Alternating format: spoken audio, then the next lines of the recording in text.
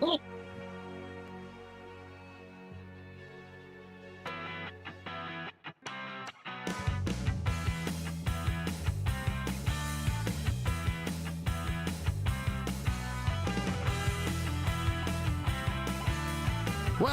welcome to Two Ewoks in the Park, because JT can't read his messages. Where we're talking about the Bad Batch for season 3. I'm the geek. Here's the redneck right there. You can see he looks all sheepish. I hit the button. I hit the freaking button. Son of a bitch. And you know when I'm doing my intro, I'm looking this way. I'm not looking over there. Oh, I know. Well. You were on a roll, I must say, but I'm like, I can't hear him. He's muted. My best friggin' intro ever. Would you like to try again? No, that's okay. The moment has passed. I'm just, yeah.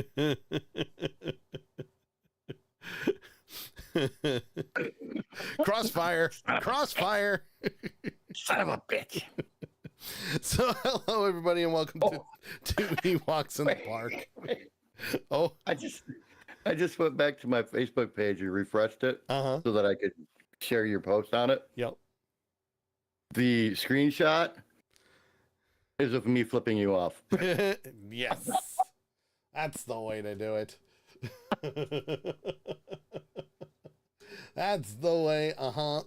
We like it. So, now that's some funny shit right there. come on into the chat room, twitch.tv/accidental punch. That's where we're live. And we're going to get right down to the nitty gritty because we've got a lot of episodes to continue and very little time to do it, especially since we would like to take a break from Two Ewoks in the Park for at least a week or two before the Acolyte starts, which is in June, which is rapidly approaching.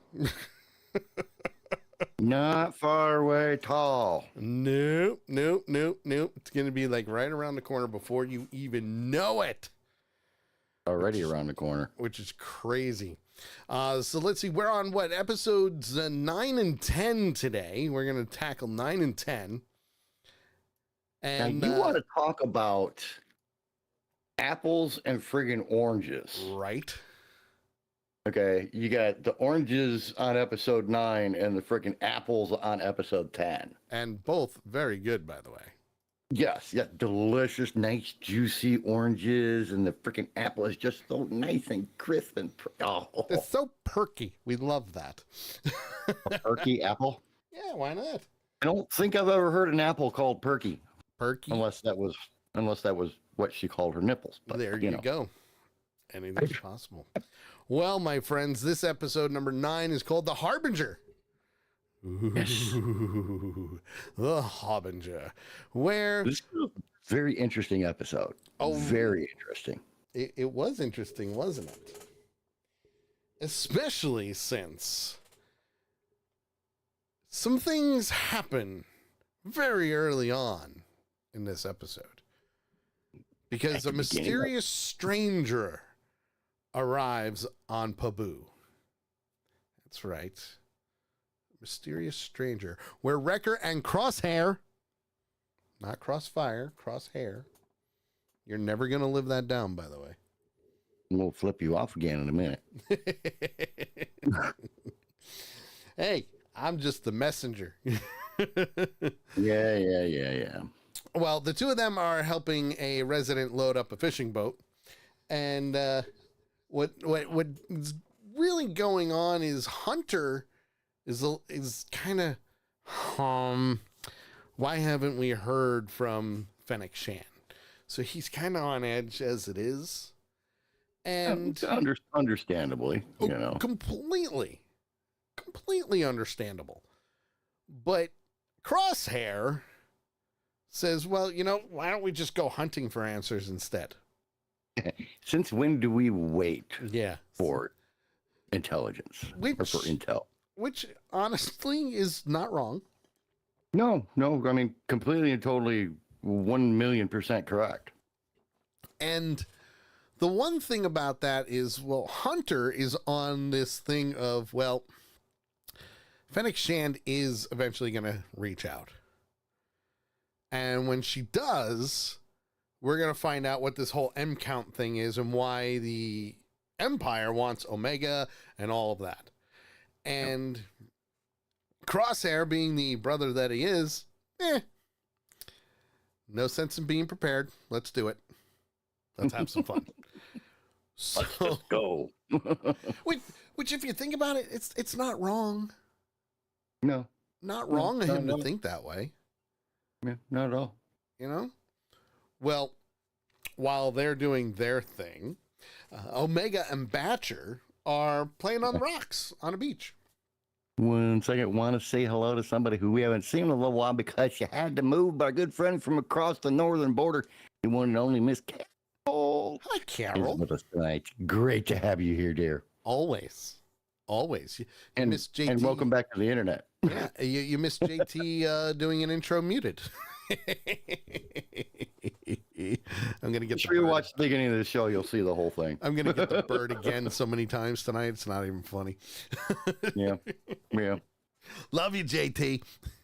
No, you don't. I do. That's why I do this. You just have a slight affection for me. That's all. Listen, man, you're right here in my heart, man. Right here in the heart. Right here in the heart. Right there, brother. Anyway. Right there, brother. Right there in the right in the jugular. There you go. So anyway, whoop, wrong button again. Well, there's JT. Hi, JT. There we go. Now I hit the right button. Well, while that's all happening, Omega and Batcher are playing on the rocks. They're doing like the whole, hey, let's do this. They're exploring. And while they're exploring, Omega goes into a cave. Nice. Batcher starts freaking out. Yes. Oh, Batcher starts freaking out first. And Omega's like, what's going on there, doggy? Yeah. Well, while Batcher is doing her thing inside the cave, we see a spaceship. Not just any spaceship, a spaceship belonging to a character that we have not seen since the Clone Wars. A character who's very pale in complexion. I got the Krusty the Clown. Krusty the Clown Well, Krusty the Clown complexion. Yeah, try that again. No. I got it out once. I ain't trying again. Let's try for a third. It'll be great. Yes. It'll be great. That's the wrong one. Damn it. I keep hitting the wrong button. Oi. Payback. Right? So anyway, while that's happening, the woman sneaks up on Omega, and Batcher runs out of the cave and finds the rest of the brothers. The brothers! Reminds me when I was little and my sister came in when people were picking on her. I'm going to get the brothers after you. Well, the brothers came. And the brothers came very quickly. Right. To Batcher's call. And she leads them back to the cave. The cave. Whoa, it's going to be one of those episodes, folks. Bring it on. Who knows what tomorrow will bring. Brings them back to the cave where they find the mysterious woman dragging Omega by her wrist. Yes. And when confronted, she lets Omega go. And she says... Gladly. She says, well, for people who lay low, you're not laying low. Yeah. For people who are trying to lay low, you're not doing a very good job of it. Yeah, no. And when Crosshair says, who are you? She replies, Fennec Shand sent me. Which... And you instantly saw, even though it's hard to see because they're always pretty stiff. Yep. But when she said that, oh, the hair on the back of their necks, every one of them stood up, and they just kind of, okay, we're on alert now. Well, We were, but we were kind of relaxed. We ain't relaxed no more. so here's the reason for that. Oh, yeah. And for me, as a lifelong Star Wars fan that I am, and don't get me wrong, there are a lot of people out there that just, they don't like Star Wars anymore because of what they're doing with the shows and whatnot, and whatever. Their own opinion, they do what they need to do. But for me, the minute I heard the voice, I went, son of a bitch. You bastards. Dave Filoni. How dare you? Part of you went, how dare you? The other part of you went, oh. And I went, oh, yeah. The fanboy came out. All I heard. The fanboy came out for sure. Did you say you found a bottle of hooch? I do that grunt very well. Yes, you do. Well, Hunter is annoyed that Shan's contact was able to find them so easily without giving coordinates. But the woman also says, I know about your interest in the M count. And then she says, what you are looking into is dangerous. Dangerous indeed. And we already know it's dangerous because we already know that this is what's happening. They're going after Omega. And Then she says, why? Why are you interested? I like how Omega tried to cover. Mm-hmm. But as we've said has been said many times, she's a kid. It's hard to maintain things, especially when she's hearing something that she's been wondering about. Yeah. Well, So, for those that don't know, when she finally says, well, listen, if you're so interested in the M count, there's payment that needs to be resolved because of its secrets. And Hunter goes, well, we already did that for Shand, and we need the information. So the woman says, take it or leave it. right. Omega, and this is where, and you know I've stated this many times, this is where Omega is really coming into her own as not just a clone, not just a part of Batch 99, but as an individual. Because she wants to know this information too, and she's transitioning from being a kid to a teenager. And she's a soldier now, essentially.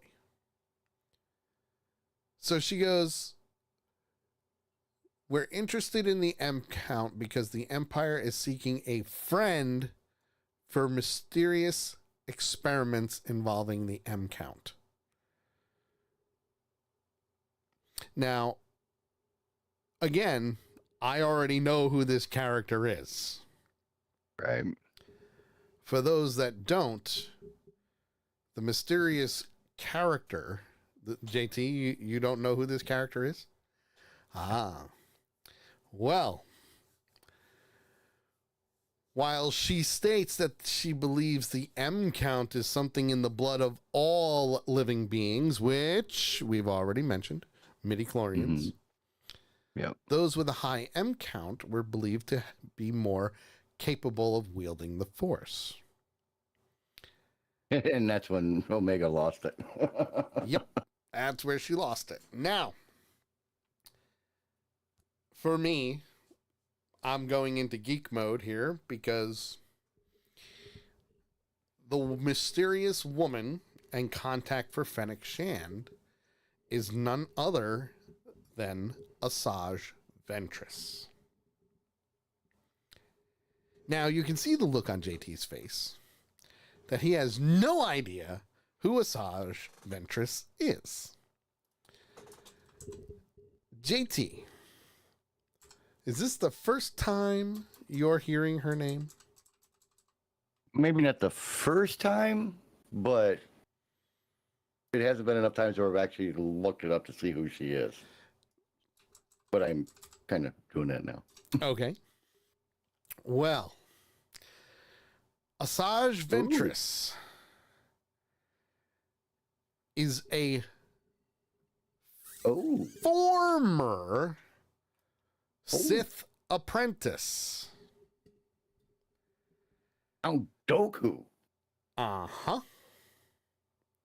Damn. Well, she was also originally a part of the Jedi Order as well.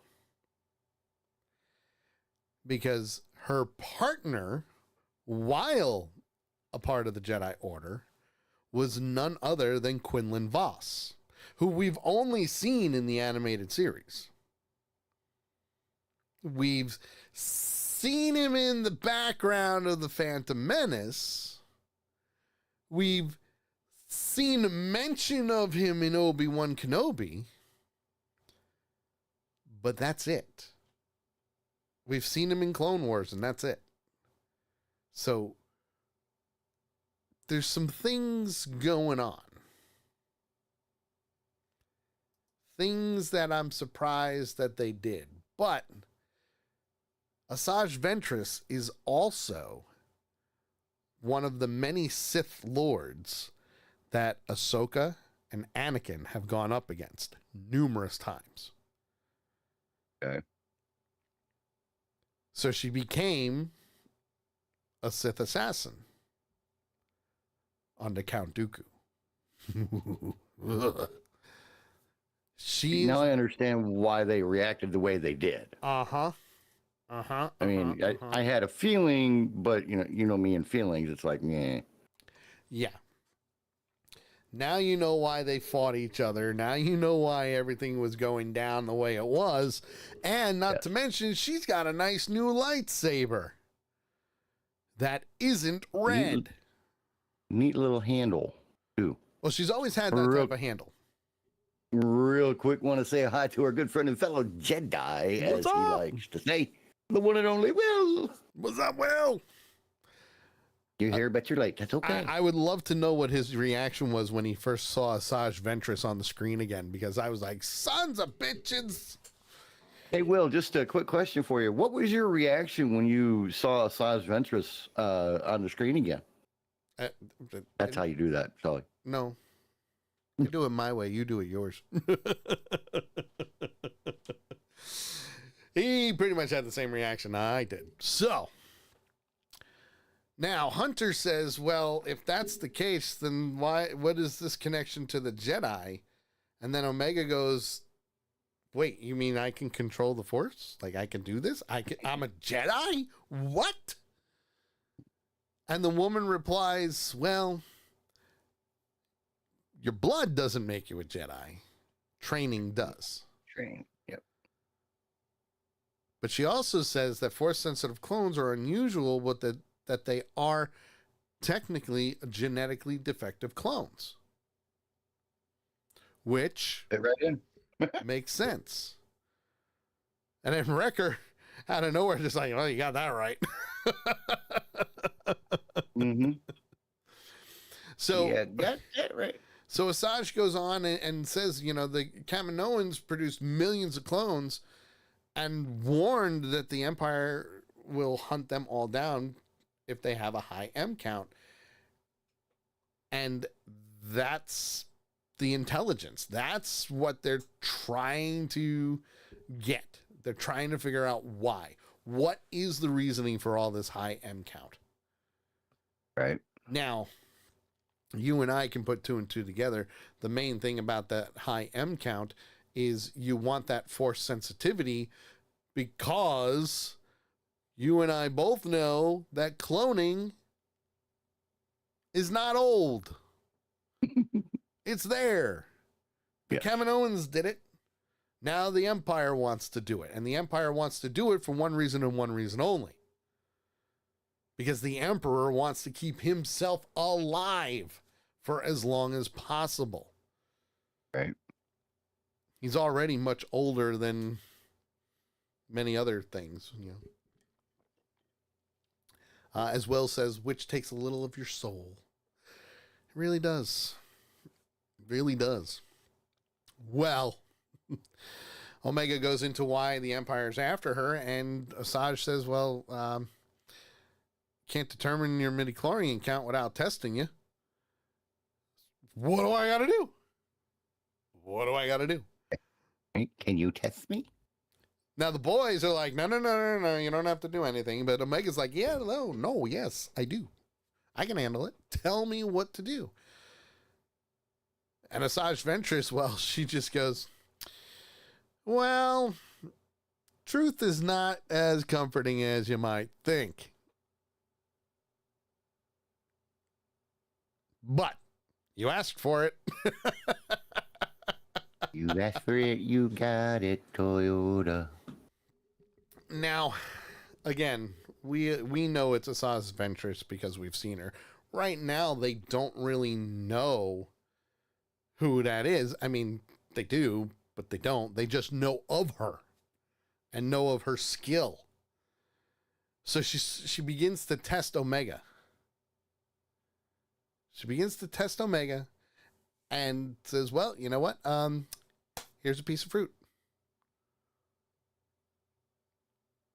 Balance it while you stretch on one leg.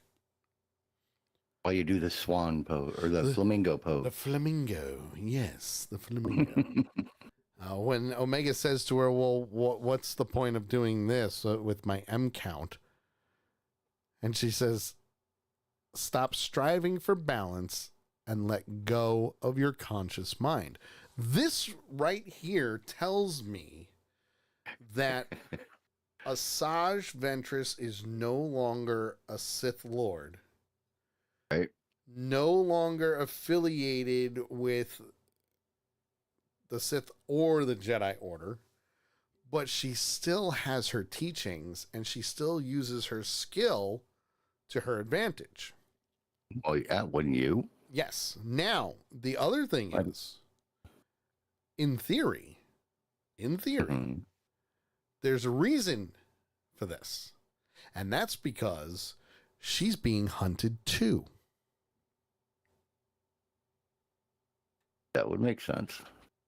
She may be one with the dark side, but she's being hunted too. So now she has to break away and hide just like the regular Jedis do. So Omega is ignorant of the concept, but when she slips and the woman says, okay, get up, try again. Wrecker, the ever-loving teddy bear that he is, tries to cheer Omega up, but the woman says, get out. All of you, go. Leave. And they go, we'll leave, but I'm staying and watching over you. Because out of everybody, Hunter's the one that can keep a level head and not say a word. He can sit there and watch for hours if need be. Yeah, he's like, he doesn't leave our sight. Yep, doesn't leave our sight.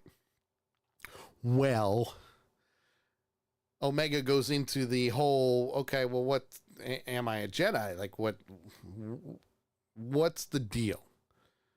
And she says, no, you're not a Jedi. But I know some of their ways. So Omega's already catching on that she is one with the Force. She's part of it. And as Omega is concentrating, that's part of her test. Let's continue. Let's move on. Crosshair goes into the ship and checks text files and sees that it's Asajj Ventress. And Wrecker goes, well, wait a minute. Why is a separatist assassin helping them? I mean, it's a good question. And totally understandable. Absolutely. And Crosshair is just like, that's a good question. Time to kill. But he also says, is she helping us or no? So Crosshair is very skeptical which is good. It's a good thing to have. It's good to have that skeptic, you know, because you just don't know what's going to happen. So we go back to Omega practicing, and she's slipping on the shore, and Ventress is like, what happened? You know, what happened? Tell me. And then Ventress goes, you know what? I got a better idea. I need you to go up and grab me a white blossom from the weeping Maya tree. Now, mind you, she is all the way down at the beach by the cave. Before the sun sets. Yes. you got to have that line because that sets the stage for the whole thing. I didn't get there yet because I'm trying to just, you know, she's in the water.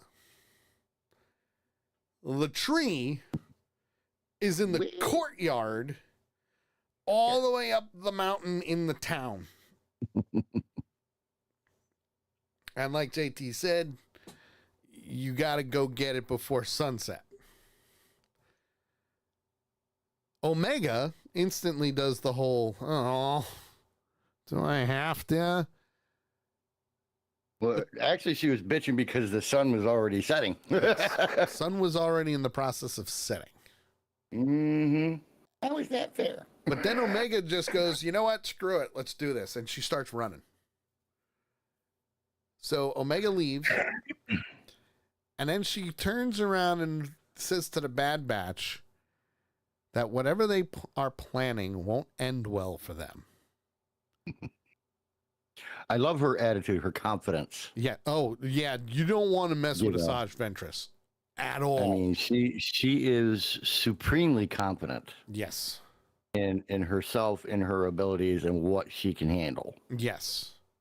Meanwhile, and she very quickly proves why. Oh yeah. Meanwhile, she even says, "Think carefully before you approach." Right. That right there says, "Don't do it." Yeah, just do it the usual way.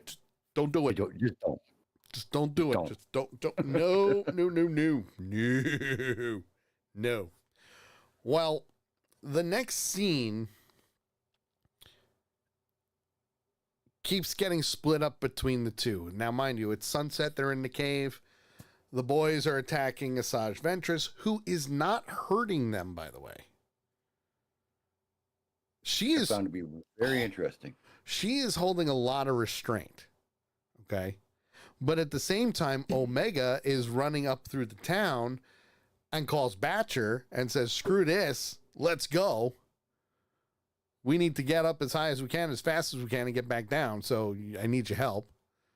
She wasn't told how to do it. She wasn't told she couldn't use assistance. Nope. So, you know, the girl is using her head. So now, kudos to her. To me, absolutely kudos. Mm-hmm. Absolutely. Absolutely. Now, at the same time, Asajj is fighting the boys, and she's like, no weapons. She uses the force, pushes the weapons away, and she says, don't cheat. As they're coming at her. Don't cheat. So now we've got hand-to-hand combat going on. Jedi and Sith are extremely good at hand-to-hand combat. They don't need their lightsabers. Don't know very many that aren't. Yeah. They don't need their lightsabers. That's just a tool for a more civilized age. Right. The guns are uncivilized. As per Obi-Wan Kenobi in Revenge of the Sith. So uncivilized.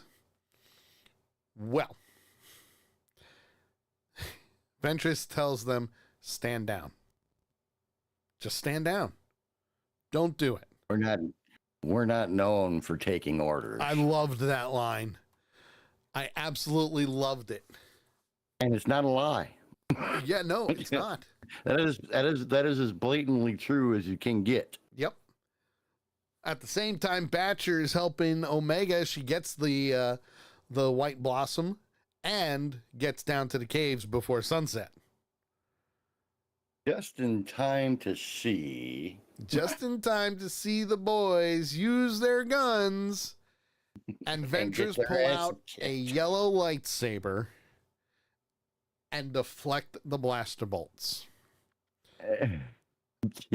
They put it simply, they got their asses handed to them. Handed to them after she kicked them. Oh yeah. I mean, she laid them out. Yeah. Well, Ventress was very honest with them and said, "I'm not here to kill you. That's your enemy. But you are tempting me." So right there you have it, where she has absolutely no problem killing anybody, and that's the dark side of her. Right. But she is also there to help. So that goes to show that she as a character has evolved from the last time that she was a part of the Separatist army as a Sith Lord under Count Dooku. Right. To now. Because we all thought she was dead. Nope. Who said? I mean, she is pretty freaking pale, so who's to say she wasn't? Well, that's just her species. Which is true. It's just her species. Yeah. So Omega arrives and she sees Wrecker being force choked by Ventress. With a speed about that far up off the ground. Yeah. Oh, yeah. His feet were up in the air. And Omega's like, what's going on? And that's when Just having a little fun. And that's when Hunter flat out says, she's a war criminal. And then Ventress said the coolest thing. Times have changed for them both. Yep. While Hunter disagrees with everything, they are the same. Yep. And she flat out says, we were both pawns who lost the Clone Wars. And we were both pawns and we both lost. Yep. That right there shows me that she has progressed so well as a character. Yeah, and she's no longer completely controlled by the dark side. No, she's not. She's on her own. And this episode has some of the heaviest statements. Yes. Said in it that have been said in this entire show, seasons 1, 2, and 3. Oh yeah, hands down. Now at the same time, once she starts walking away, hey, listen, I'm not here to kill you. Hunter tells Omega what Ventress did. Can't trust her. She was this type of person in the Clone Wars, and Omega goes, well, she didn't kill you. This is one of the best exchanges. Oh, it was with so Hunter, good. With Hunter, Omega, and Crosshair. And Wrecker. Because Wrecker got his ass kicked too. Yeah, because Hunter tells her all the bad shit that she did and blah blah blah and everything else, and this is what I love about Omega. Is her naivete. Yes. But yet, it's not naivety. And Crosshair, Omega's like, hey, maybe, people change. Yeah. And Crosshair comes out with what you would expect him to say of, you're being naive. Yeah. And there's a slight pause. And she looks at Crosshair and goes, I didn't give up on you. Yeah. And the look of shock on all of them. Not just Crosshair, all of them. But Crosshairs was freaking It was amazing. It really was. It was amazing. It was perfect. Now, the other thing is she also said, give her a chance. Give her a chance. Because if you think about it, Ventress is right. They were pawns. Mm-hmm. Who actually won the Clone Wars? Nobody. Wouldn't say anybody. Yeah, nobody won. Now, first people will say, well, no, the Republic won. They took out Count Nobody Dooku. ever. They freed the Supreme Chancellor. And, oh, by the way, they took out General Grievous. But the Empire still exists. the Empire formed from that. So who really won? The Sith. Mm-hmm. The Sith won the Clone Wars. I mean, you've got the old, all the old phrases. Nobody ever really wins in war, and blah blah blah, and That's everything true. else. But this is a very good case against that, really, because with your premise Yeah. of them, the Empire forming out of that. Yep. They may have lost that war, but they're coming back for another. Yeah. What I also liked about this part was how Omega said, well, I don't know anything about the wars. And she doesn't. She doesn't know a thing. She was on Camino. Mm-hmm. She just knew that they were cloning Jango Fett. That's it. They was making a whole lots of peoples. Yeah. So the next morning, Omega finds Omega and Batcher find Ventress at a pier. Mm-hmm. She's just standing there. Just, Staring out at the sea. chilling. And Ventress Staring out at says, the lovely landscape. I'm surprised you returned. Especially after what the clones told you about me. Right. And Omega flat out says, listen, I'm aware of what you did, but thanks for sticking around. Yeah, but you didn't leave either. Yeah, you didn't leave. So and she flat out says, like, listen, I know you can help me. I know you can help me. I think you like us. And then she starts asking about the tests. And Ventress says she failed the first test. You were But I passed the evasive on the second. But I passed the second one. Yeah. But then there's the third test, which is what they're going to do now because they've just went on a boat, left Batcher on the pier. Ventress is just all business. Omega, a little weary of what's going on. What was it she said? Quit smiling. It's Unsettling. unsettling. That's the word. Unsettling. Your smiling is unsettling. Now again, and that's just Ventress, okay? That's her bedside manner. She's former Sith, she's former Jedi. She has the teachings. That's the way she is. She's very blunt. She's a female version of Hunter. Oh, hands down, only deadlier. And that's not saying Hunter's not deadly. No, He yeah, is. I mean that's a given, with her background and everything. Yeah. But she's a female version of Hunter. Pretty much. So Ventress brings Omega out into deep waters, and she keeps explaining about the Force and that Force-sensitive people have the affinity with nature and to connect with things that respond to their energy. Case in point, if you really want to get down to it, Omega and Batcher. Mm-hmm. Batcher formed that bond with Omega on Tantus. Mm-hmm. So when she helped Batcher with her wound. right.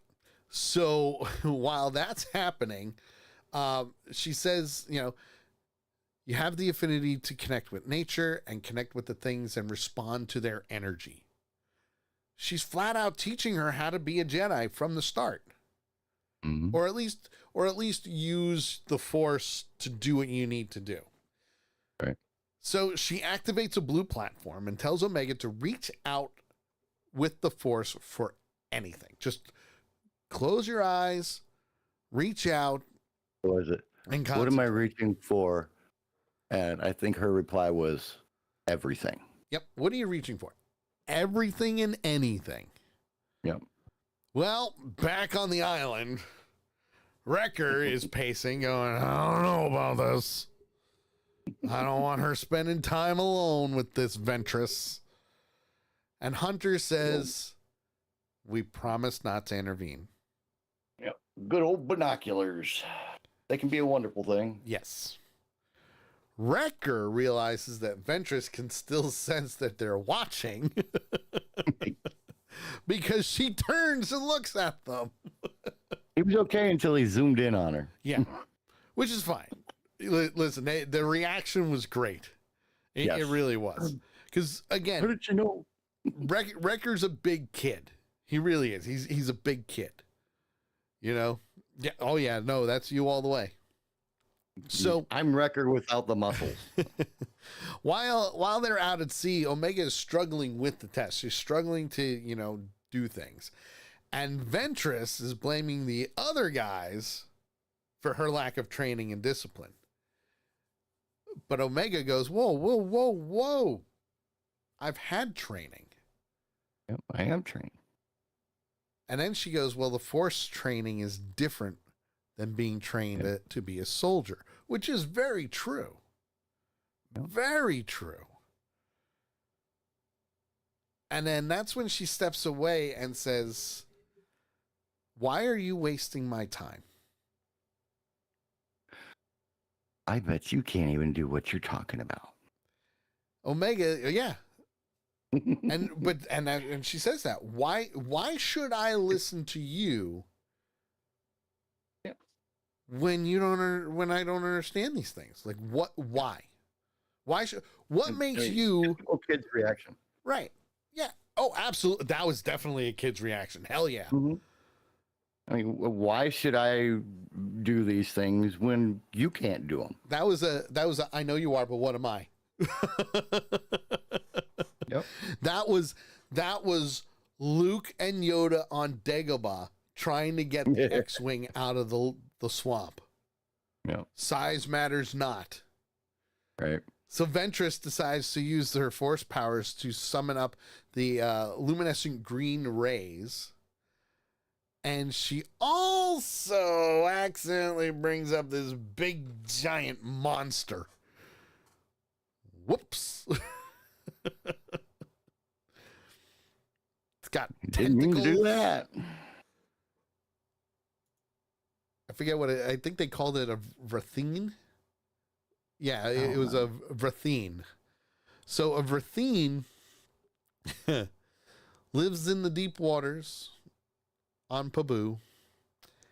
And it's got a really big, thick shell, tentacles, and Like a giant octopus with turtle squid clamshell. thing. Yeah. It's weird. and an octopus beak. Yeah. Yes. Yes. It's one ugly son of a bitch. They've got some of the ugliest creatures you have ever seen But it works. in this show. But it does. It does. But I mean, they're ugly. Woo. Well, that makes the boys go, oh shit. Like really, oh shit. Time to go. We gotta go. So they get the Marauder and they go. The Vrathine overturns the boat, grabs Omega, and Ventress frees Omega with her lightsaber and brings her up to the surface. The two retreat to the capsized boat, and the Vrathine is now closing in on them. And the Marauder is now shooting at it to, agitate it, get it away from them. And Ventress flat out, knock it off. I can handle this. The boys. Well, yeah, she told Omega that all they're doing is making it worse. Yep. So And Omega calls them and says, "Hey, stop shooting. Yeah. She can handle it." let her do it. And that's Doesn't look exactly like what it's she smoke does. here. She uses the Force. She uses it to communicate with the sea creature and tells it, go away, go home. Crosshair picks them both up into the Marauder, and they go. And then, of course, Omega says, well, that was fun. Yeah. And everybody just kind of shakes their head. What's wrong with you, kid? in the end, they're back at the cove, and Ventress flat out tells Omega that you don't have a high M count. Omega is kind of like confused on this. Yeah, depressed, more like it. Yeah, it was a very, like a letdown. Yeah. But Wrecker says, don't worry, kid, we'll figure it out. Yep. Such a good boy, that Wrecker. He really is. He's got his issues, but he's an okay kind of guy. Yeah. Well, Omega does the polite thing, thanks Ventress, before leaving. And Crosshair tells Ventress, you're lying. He did not hold back. You're lying. No duh. But Ventress also says that she has very high potential. Mm-hmm. And she would have to be trained. Which means she would have to leave them. You would have to leave the Bad Batch. Hunter refuses to leave Omega, but Ventress says the Empire is after Omega. You need to leave here. You're not safe if you think you are. Yeah, best thing you could do is leave. Yeah. Hunter says, what about you and your allegiance? And she says, I'm not with the Empire. Well, Crosshair's like, I still can't, or I can't figure it out. She's like, what? Yeah. And where does your allegiance lie? Yep. And I love to reply with myself. Myself. I'm not with the Empire. Not with the Empire. And she has a few lives left. Mm-hmm. And then she flies away. Made me go. And she flies That away. made me go, well, if you're a freaking cat, where's your tail? Yep. Over here. Meow. Over here. So that, my friends, is episode 9. Woo. Episode 9. Quick review. Great episode. Interesting premise. Wasn't expecting this kind of event Yes. in this episode, but it was good. A lot of information came out. A lot of things were confirmed. A lot of things were proven wrong, and everything. And I love the way that she ended it. Yeah. By the way, our business is done. Yes. And walks off and flies away. It flies away. Overall, 4 1/4. 4 1/4. Nice. 4 Very 1/4. nice. Good episode. Obviously, the surprise entrance of Asajj Ventress was very shocking for all of us. Will's Right. giving it a 4.5, and you know what? So am I. I'm giving it a 4.5 too, because I didn't think Asajj Ventress was still alive. Right. I also didn't think she would have drifted from the Sith side, and that she is now neutral. Even the Sith expect some kind of loyalty, Yes. and when they didn't, Well, she felt betrayed too. So from there, we're gonna go. I'm gonna give it a 4.5 as well. That's right down to it. And from there, what we're gonna do is we're gonna go right into episode 10, and we're gonna move it along very quickly. Yes, go ahead. I need to go grab some soda real quick, though. I will be right back. All right, then. He's going to go grab his drink, and we're going to keep your earphones in so you can hear what I'm saying at least. They disconnect out there. Womp womp. Yeah, it won't be long. I'm not going to miss anything. All righty. Well, with episode 10, this is Identity Crisis, and this one centers on This one centers on a lot of things happening at Tantus Base in the wonderful dark secrets of Hemlock's scientific research, the vault to be exact. And the episode opens up in a marketplace on Tarlafar, a Tarlafar mother resting her baby down who is force sensitive. Yes, force sensitive. Interesting start to things. And the infant Bayron is on a stool while she's shopping for flowers and starts playing with a Tuca doll. From there, he throws near a vase. While Bayron attempts to retrieve its doll, an Aqualish haggles with a masked merchant. And of course, the vase falls. But that's when they start to see that the toddler is to blame for things. And the toddler shows that they are force sensitive. Oh, no. Not a good thing. Especially with the Empire doing its thing. Well, this wonderful shop owner enters a building and he calls onto an intercom and seeks out a Class 1 bounty hunter. And says, hey, I got a force sensitive child here. You need to come and collect them. Well, while that's happening, Hemlock is exiting the vault and meets Emery Carr and Scorch, his right-hand soldier. Well, Carr reports that progress in the lab is stalled since Nalisay's capture, which she is now in prison. We know she's in prison. Can't be trusted, according to Hemlock anyway. And that Carr is now the chief medical scientist for Project Necromancer. And she goes, huh? Project Necromancer? What's that? And Hemlock leads her through the corridor and brings her into the vault, which is guarded by numerous clone commandos. And as they go through all the infrared scans and all the lasers and the security protocols, they get to the vault. And inside the vault, there are younglings in there. Not just any younglings, but force-sensitive younglings. High M count. Yes, very high M count. Very, very high. Well, Carr says,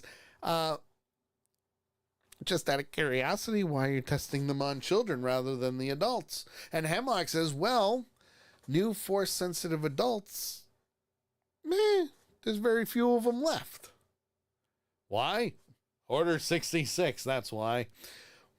But the children are easier to manage. And not only that, but the children also have a very high M count more than the adults do because they're just coming of age. So it's just going to be there. And you can see medical droids going in and out of their rooms in the vault, extracting blood samples and sending it up to the lab and testing them directly. But the problem is, as Hemlock states, you can't directly replicate from the source.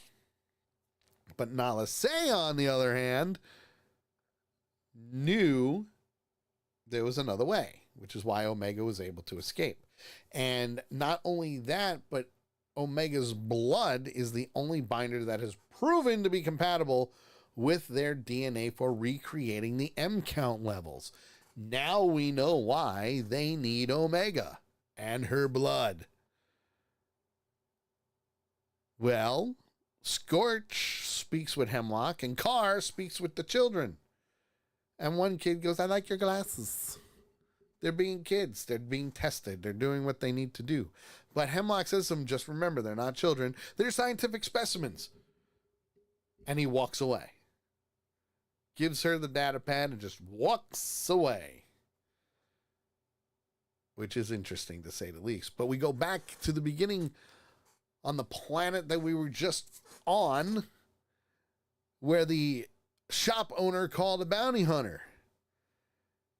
Not only do they hear footsteps approaching their door, she places her child on the sofa with a doll while she fetches a shovel so she can hit the said bounty hunter when they walk in the door. But there's one bounty hunter that walks through. Another oh shit moment for us Star Wars fans when we see Cad Bane walk through the door, stun the mother with the blaster, and takes the kid. Yep. He tells Toto 360 to bring in the machine, test the M count, and oh, by the way, let's get the kid in there and back to Tantus base because that's where they need to be. Yep. Kind of reminds me of a certain little Mandalorian child after Return of the Jedi. See what I'm talking about here? Full circle, folks. Well, one of those fancy vault dwellers goes by the name of Jax. And Jax, well, he's one of the kids that's being overseen for the extraction of the blood for the high M count. He plans an escape and tries to get out.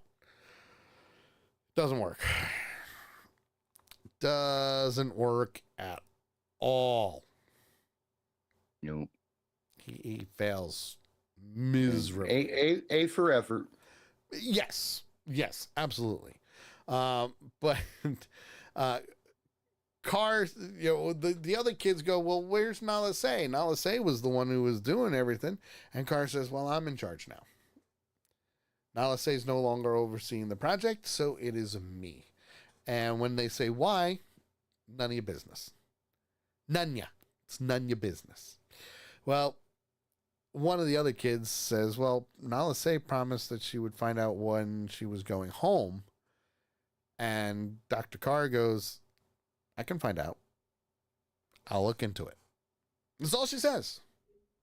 Because, well, let's face it, you can say that to a little kid and be done with it. Which makes sense if you think about it. So, SP-32, or one of the other children, decides to dodge the medical droid and grab Carr's data pad and tries to run out the lab, and that's when he gets stunned. Good effort. Bad approach. Just saying. But you look at it, though, that was really where he's at. It was the only option he had. Yeah. But, obviously not knowing what was on the other side of the door. Yes. If he did get out of it, he's mission number 1. Get out of the room you're in. Yes.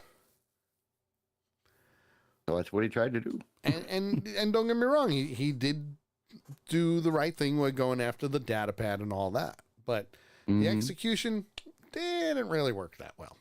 Yeah, didn't end up well. So later on, Dr. Carr goes to visit Nala Se in her cell and starts asking questions about the vault. And Nala Se realizes that Carr, not Carl. Wow. Gonna have to go through this one. Clip it. Carr is now taking over the project and doing what she needs to do. But she also says you have to protect Omega at all costs. Carr asks about the other children, and she says she did what she could and tells Carr that they will look to her. And she goes, you have to do what you have to do. So Nala Se can kind of see that Carr is a little conflicted to begin with, which is a good thing. Mm-hmm. Very good thing. Carr flat out says, listen, I'm powerless. I don't know what you want me to do. And Nala Se goes, you really need to reconsider what you're doing. Think about it. She's like, but are you? Yeah. But are you? She's Yoda talking is what she's doing. Oh, hands down. Hands down. But at the same time, Hemlock is met in the corner with her. And Hemlock tells her that Commander Scorch will be departing to pick up a new specimen. So now they're already in communication with Cad Bane for this new specimen that will be coming to Tantus with high M count. And he's also aware of Jax's escape, or lack thereof, and says, well, you know what? The latest acquisition will not be a danger to her. So Carr volunteers to accompany Scorch to go pick up the specimen to make sure that it is handled carefully. Hemlock's a little, I don't know about that. But a stormtrooper saves the day and says, hey, Governor Tarkin wants to talk to you. Oh, goody, him again. Yep. Governor Tarkin. Oh, that bastard who blew up Alderaan. Later on. Well, while in his office, he's talking to Hemlock, and Tarkin's like, I got concerns here, man. Like, what is this that you had an escape and all this other good shit going on? Hello? What are you doing? What are you doing? And at the same time, Hemlock's like, listen, I need more funds. I need additional funds for the project because it is of personal interest to Emperor Palpatine. That's when Tarkin goes, okay, tell me about this project. What's it about? Sorry. That's classified. Yep, pretty much. Classified. He purposely evaded the project, but he still needs the funds. So the governor says he will offer it after seeing the project was such of an importance to his mentor. Makes sense. No need. Just need the money.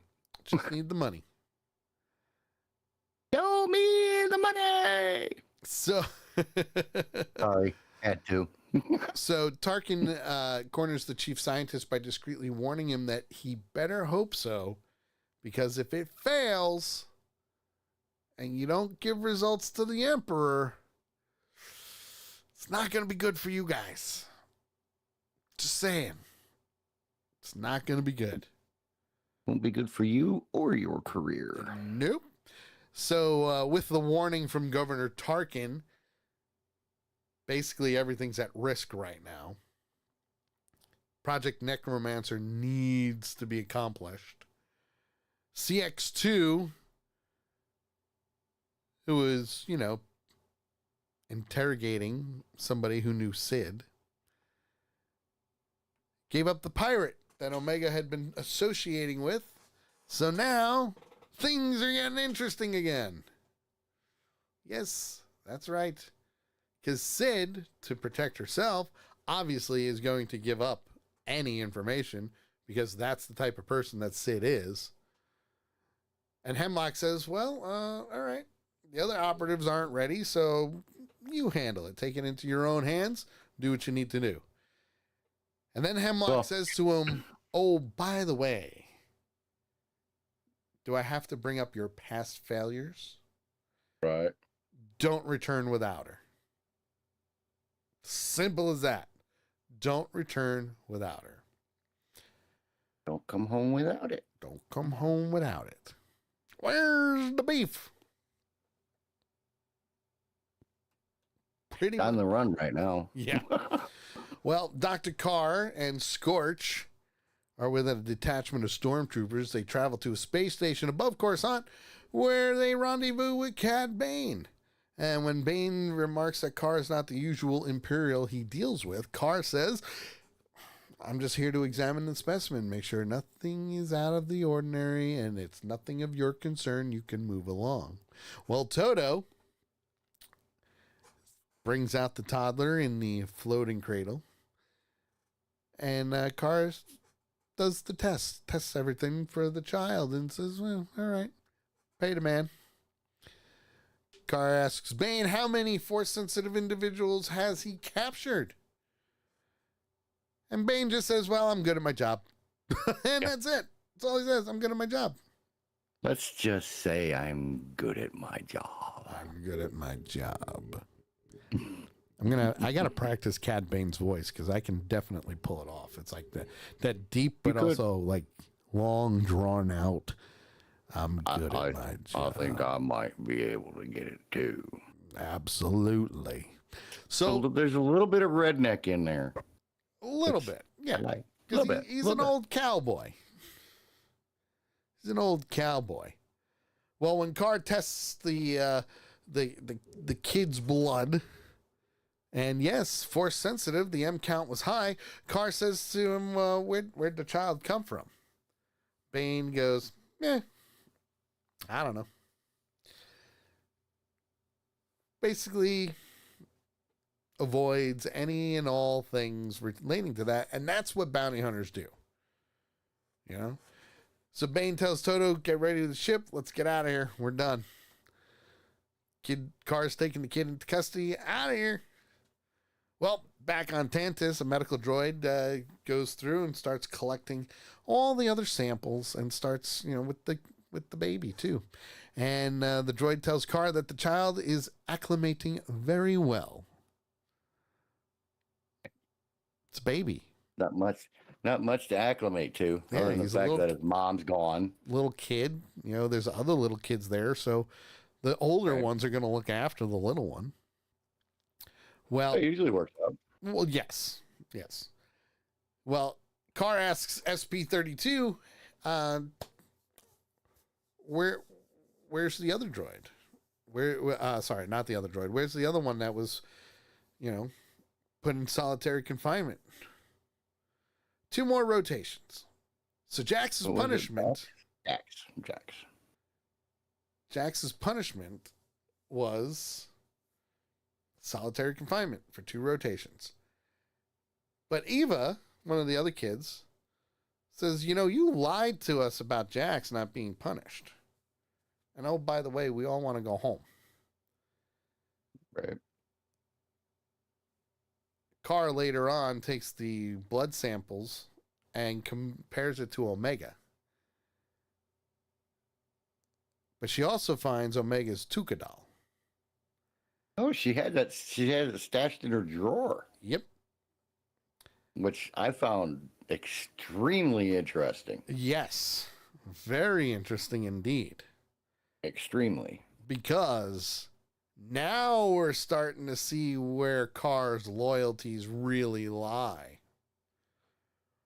It almost makes me feel like she's gone through something between the time that Omega escaped up to now, that she's gone through something other than the loss of Omega, I guess, because she was close to Omega. Yes.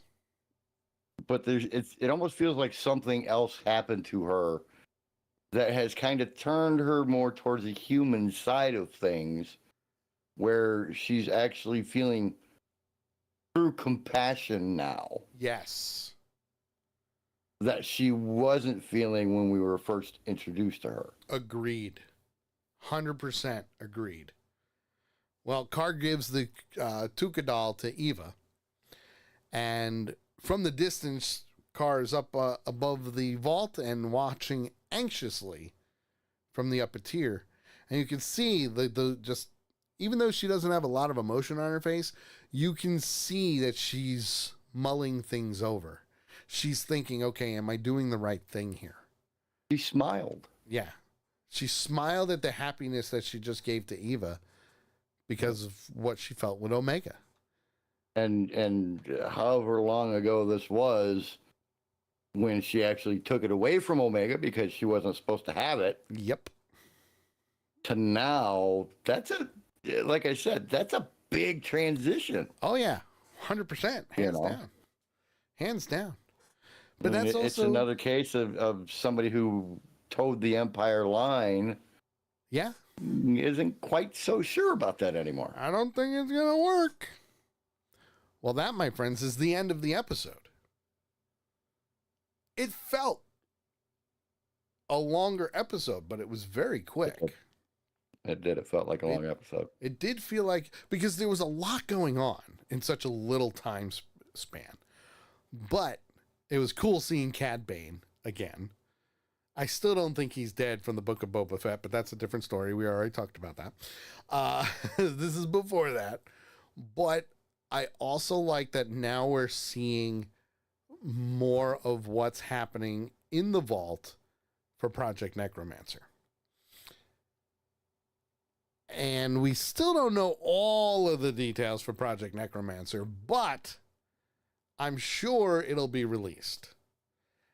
I am giving this week's episode, for episode 10, a 4. The story was good. It was quick. It was detailed. Little tidbits here and there were amazing. So I'm giving this a 4. I liked it. I'm giving it a 4. What about you, sir? The way you're talking about the episode, I expected at least a 4.5. So it surprises me that you're only giving this one a 4. There's a reason. Okay. And the reason is I wanted to see more about Project Necromancer.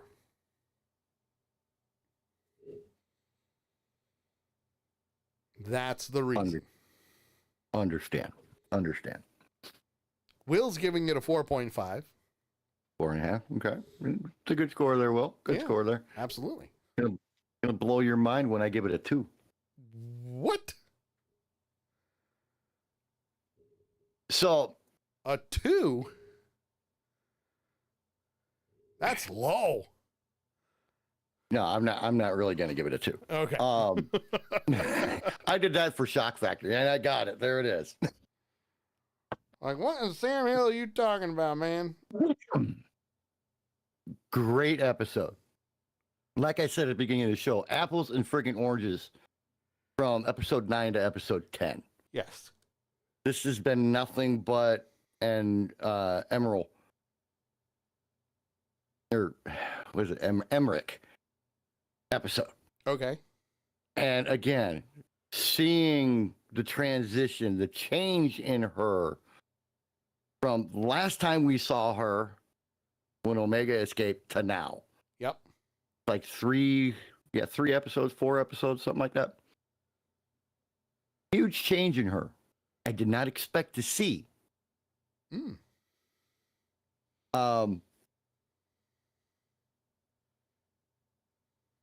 I'm disappointed. To be totally honest, I'm disappointed with the vault. Really? So there's only one of 2 explanations for this. Now, if you'll think back to when the Emperor visited, when Hemlock opened the vault, orange-red glow bathed both of them. And in the entire room, in an orange-red glow. Which did not happen when Hemlock took Emmerich into the vault. True. Okay? And this was after they passed through all the security measures. Tells me one of 2 things. Either there's separate parts to the vault. Yep. And Hemlock only showed her part of it because he doesn't want her knowing about the other part yet. Or what they showed us when the Emperor was there was a crock. You see what I'm saying? I do. The only way that I could see that kind of glow bathing them in that much light is if they put them on emergency lockdown, like what happened when Jax tried to escape. Which is a possibility. But that light was pure red. Yes. Well, no. That light was pure red. The light that bathed them when the Emperor was there was an orangish, yellowish, reddish color. Right, but they never actually went into the doors of the vault. When the But he Emperor opened the was doors to the vault. Yes, but you still had the lasers and everything. Well, no. They were past that. They were inside of that when the Emperor was there.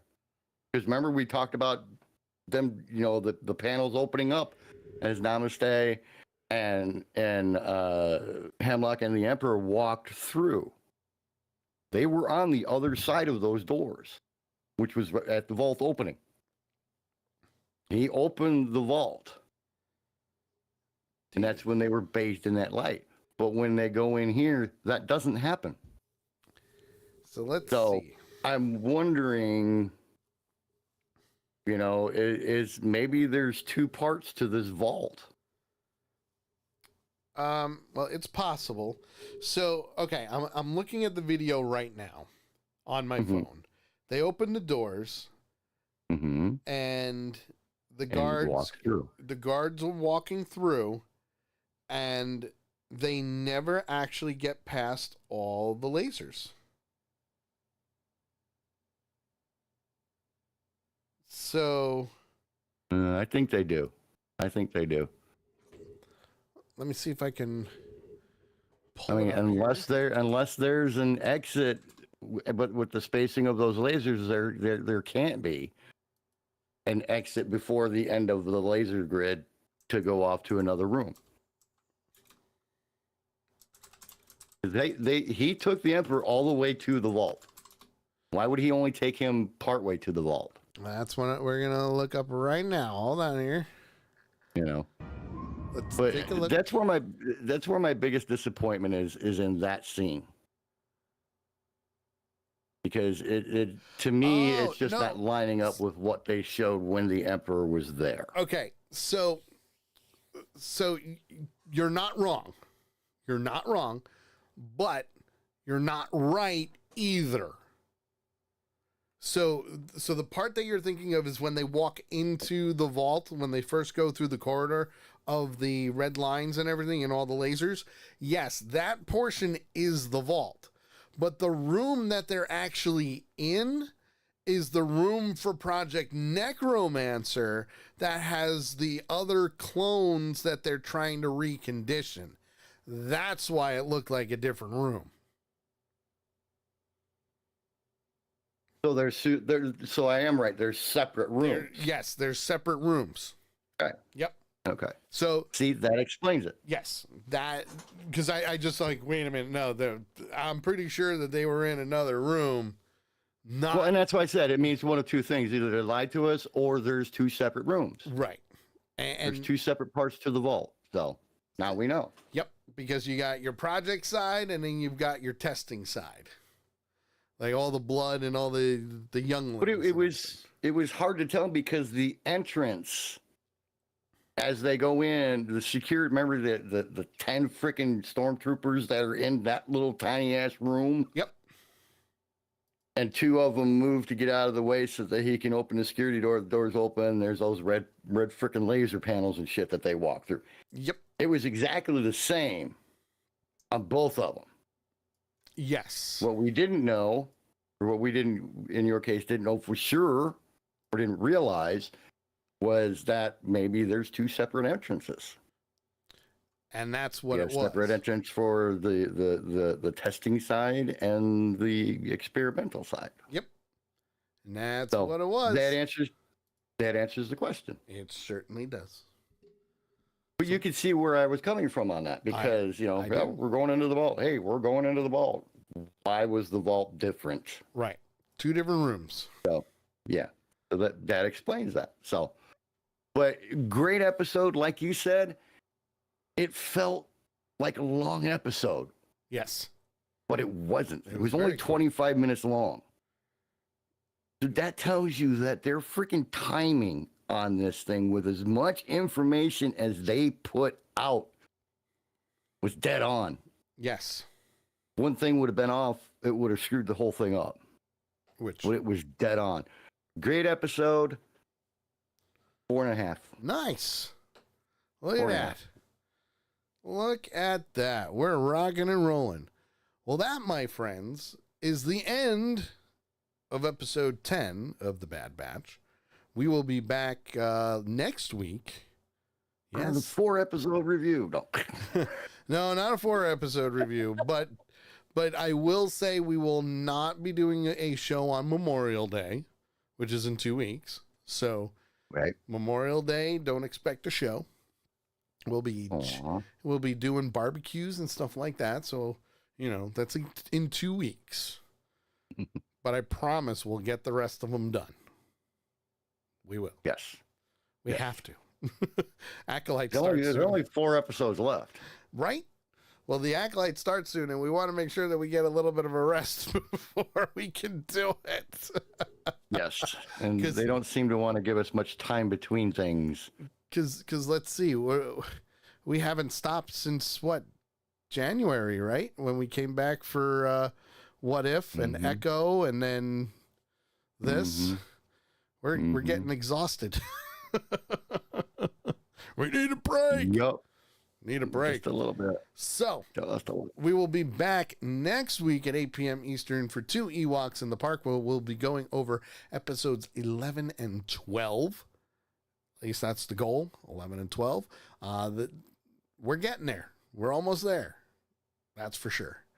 So for JT, there he is. Can't miss him. He's the redneck. And I am the geek, Sully.